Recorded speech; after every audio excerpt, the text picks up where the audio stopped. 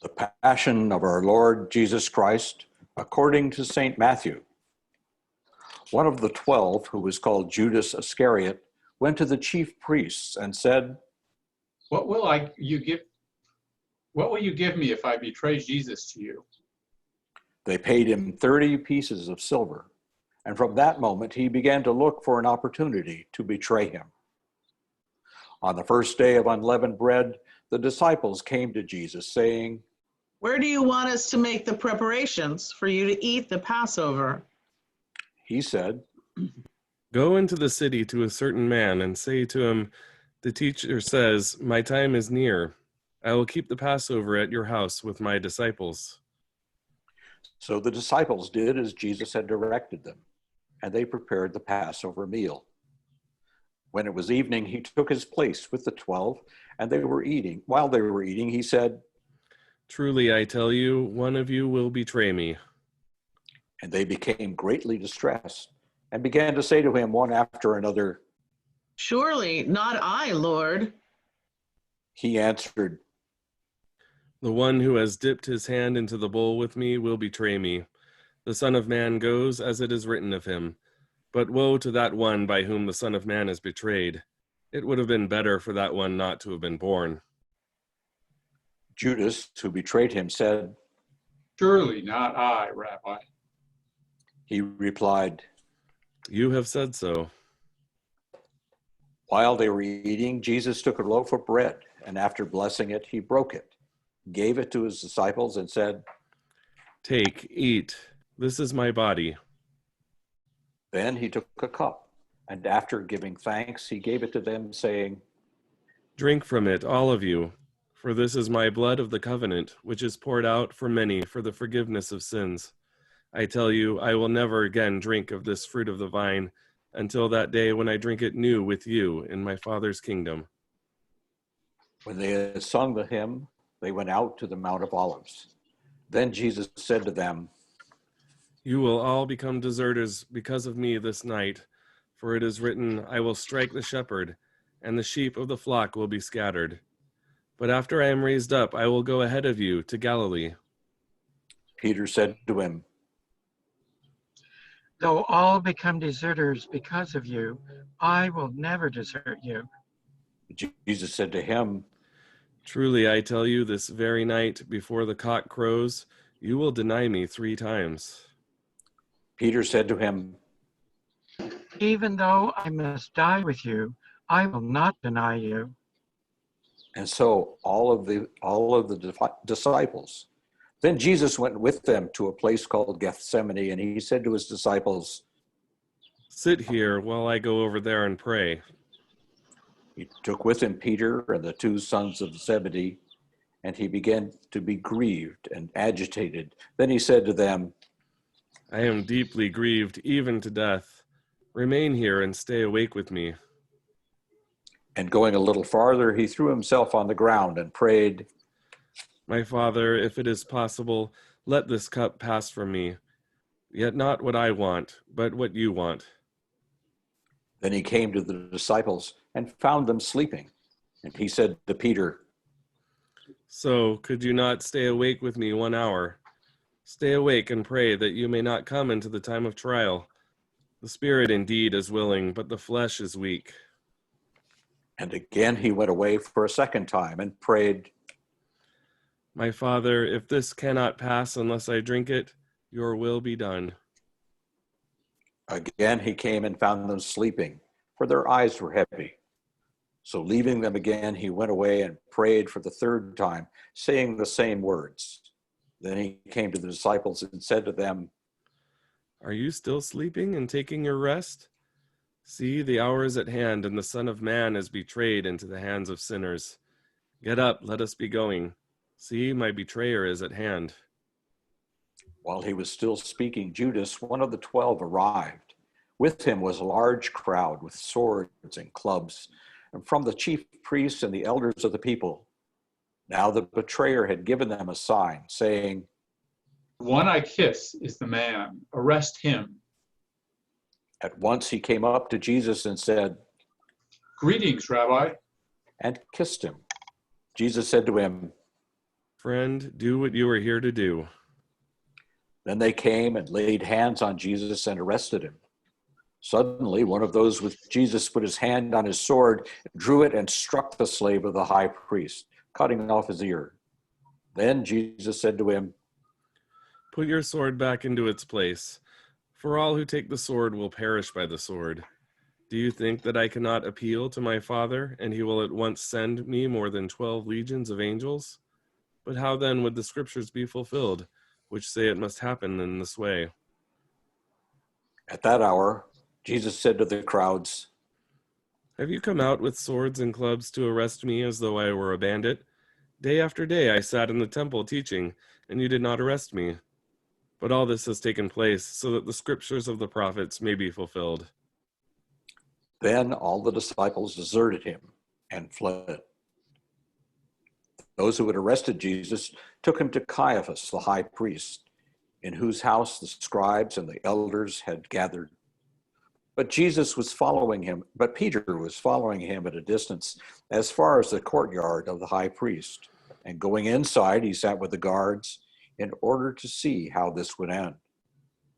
Now the chief priests and the whole council were looking for false testimony against Jesus so that they might put him to death. But they found none, though many false witnesses came forward.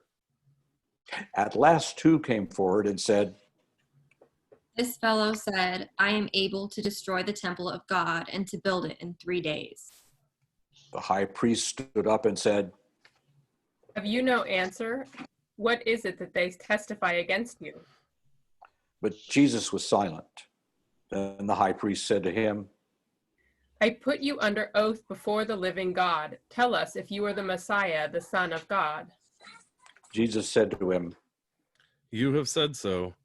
But I tell you, from now on you will see the Son of Man seated at the right hand of power and coming on the clouds of heaven. Then the high priest tore his clothes and said, He has blasphemed. Why do we still need witnesses? You have now heard his blasphemy. What is your verdict? They answered, He deserves death. Then they spat in his face and struck him, and some slapped him, saying, Prophesy to us, you Messiah. Who is it that struck you? Now Peter was sitting outside in the courtyard. A servant girl came to him and said, You also were with Jesus, the Galilean.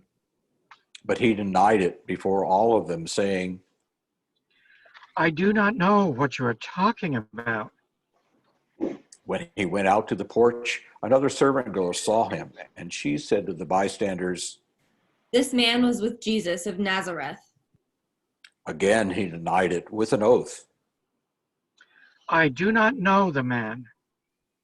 After a little while, the bystanders came up and said to Peter, Certainly. You are also one of them, for your accent betrays you. Then he began to curse, and he swore an oath.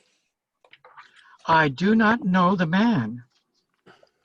At that moment, the cock crowed. Then Peter remembered what Jesus had said. Before the cock crows, you will deny me 3 times. And he went out and wept bitterly. When morning came, all the chief priests and the elders of the people conferred together against Jesus in order to bring about his death. They bound him, led him away, and handed him over to Pilate, the governor. When Judas, his betrayer, saw that Jesus was condemned, he repented and brought back the 30 pieces of silver to the chief priests and the elders. And he said, I have sinned by betraying innocent blood. but they said, What is that to us? See to it yourself. throwing down the pieces of silver in the temple, he departed, and he went and hanged himself. But the chief priests, taking the pieces of silver, said, It is not lawful to put them into the treasury, since they are blood money. After conferring together, they said to them, they used them to buy the potter's field as a place to bury foreigners. For this reason, that field has been called the field of blood to this day. Then was fulfilled what had been spoken through the prophet Jeremiah. And they took the 30 pieces of silver, the price of the one on whom the price had been set, and on whom some of the people of Israel had set a price, and they gave them for the potter's field, as the Lord commanded me. Now Jesus stood before the governor, and the governor asked him, "Are you king of the Jews?" Jesus said, You say so.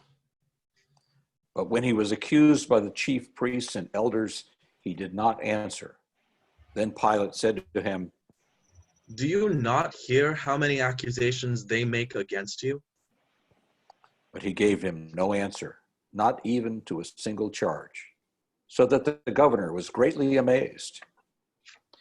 Now, at the festival, the governor was accustomed to release a prisoner for the crown, and when anyone whom they wanted. At that time, they had a notorious prisoner called Jesus Barabbas. So after they gathered, Pilate said to them, "Whom do you want me to release for you? Jesus Barabbas, or Jesus who is called the Messiah?" for he realized that it was out of jealousy that they had handed him over. When he was sitting on the judgment seat, his wife said to him, Have nothing to do with that innocent man, for today I have suffered a great deal because of a dream about him. Now the chief priests and the elders persuaded the crowds to ask for Barabbas and to have Jesus killed. The governor again said to them, "Which of the two do you want me to release for you?" and they said, Barabbas. Pilate said to them, "Then what should I do with Jesus who is called the Messiah?" and all of them said, Let him be crucified. then he asked, "Why? What evil has he done?" but they shouted all the more, Let him be be crucified. crucified. So when Pilate saw that he could do nothing, but rather that a riot was beginning, he took some water and washed his hands before the crowd, saying, "I am innocent of this man's blood. See to it yourselves."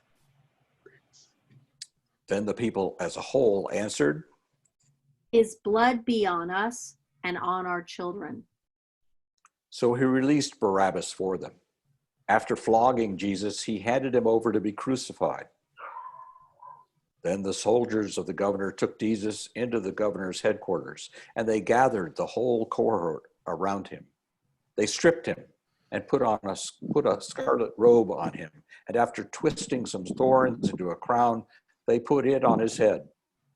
They put a reed in his right hand and knelt before him and mocked him, saying, "Hail, King of the Jews!"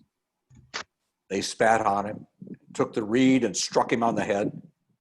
After mocking him, they stripped him of his robe and put his own clothes on him, and they led him away to crucify him. As they went out, they came upon a man from Cyrene called Simon. They compelled the man to carry his cross. And when they came to a place called Golgotha, which means place of a skull, they offered him wine to drink, mixed with gall. But when he tasted it, he would not drink it. When they had crucified him, they divided his clothes among themselves by casting lots. Then they sat down there and kept watch over him. Over his head they put the charge against him, which read, "This is Jesus, King of the Jews." Then 2 bandits were crucified with him, one on his right and one on his left. Those who passed by derided him, shaking their heads and saying, You who would destroy the temple and build it in 3 days, save yourself. If you are the Son of God, come down from that cross.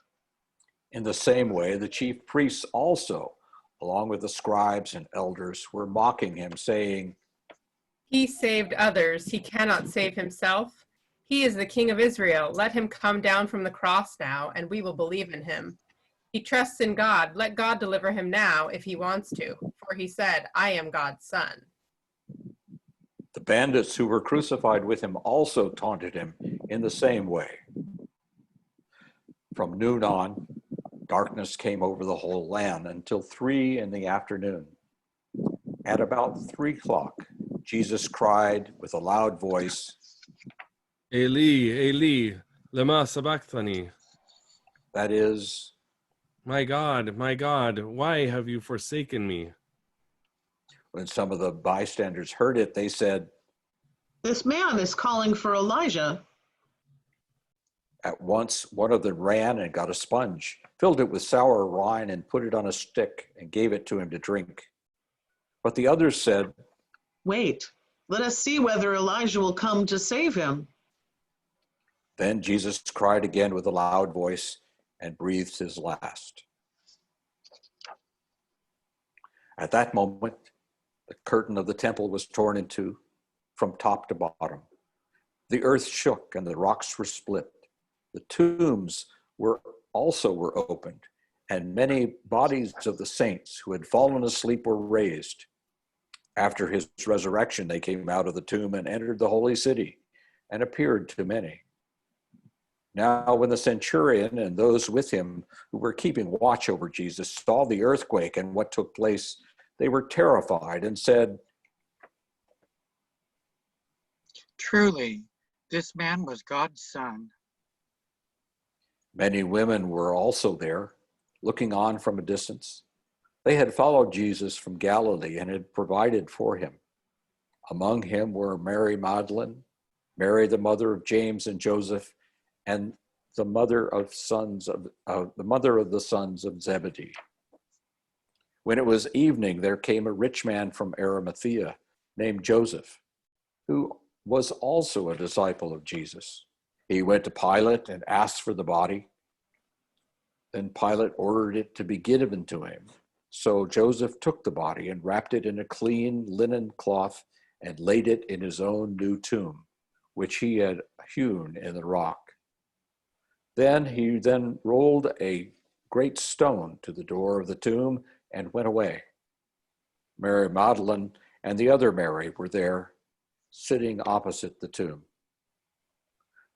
The next day, that is, after the day of preparation, the chief priests and the Pharisees gathered before Pilate and said, Sir, we remember what that impostor said while he was still alive. After 3 days I will rise again. Therefore command the tomb to be made secure until the 3rd day. Otherwise his disciples may go and steal him away and tell the people, he has been raised from the dead. And the last deception would be worse than the first. Pilate said to them, You have a guard of soldiers. Go, make it as secure as you can. So they went with the guard and made the tomb secure by sealing the stone.